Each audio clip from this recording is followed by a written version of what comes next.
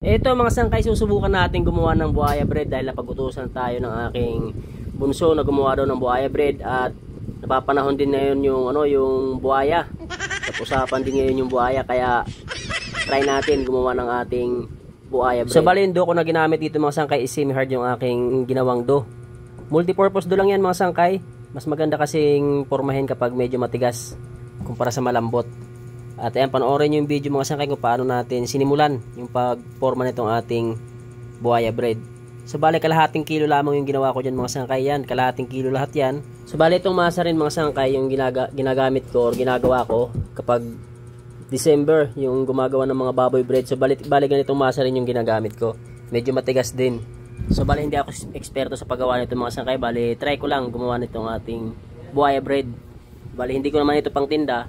Bali kakainin na lang kapag naluto na. So ayan, ito yung ating buhaya bread. Dinagyan na natin ng design sa kanyang likod. At wala rin po akong nilagay dito na palaman. Pala mga sangkay, bali first time kong gagawa nitong buhaya bread. Bali tumitingin-tingin lang ako sa mga video kung paano sila gumawa ng mga buhaya bread. At yun, kumuha lang ako ng idea. Then gaya-gaya lang.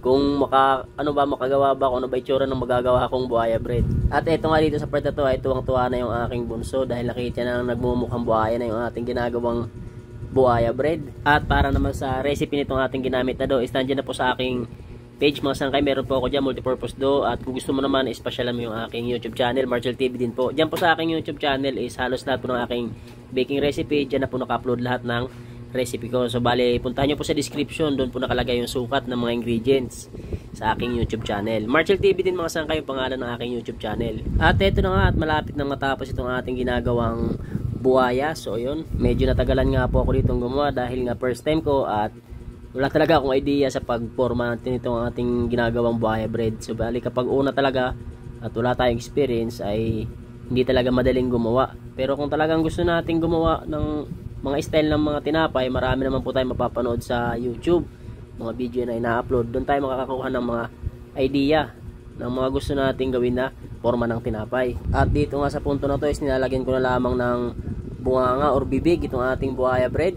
Nang sa ganun ay malagyan na natin ng kulay. Kukulayan ko rin yan mga sangkay pagkatapos natin maporma itong ating buhaya bread para medyo maayos-ayos din naman tingnan. Namumutla kasi mga sangkay kapag walang kulay, maputla yung ating buhaya.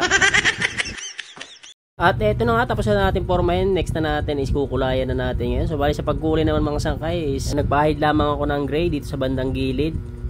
At yung kanyang gitna is lalagyan ko yan ng green. So bali wala akong ibang food color mga sangkay, kaya yan lang ang naisip kong pangkulay dito sa aking ginagawang buhaya bread. At eto na nga mga sangkay, pagkatapos natin makulayan yung ating buhaya bread, eto na yung itsura ng ating buhaya bread.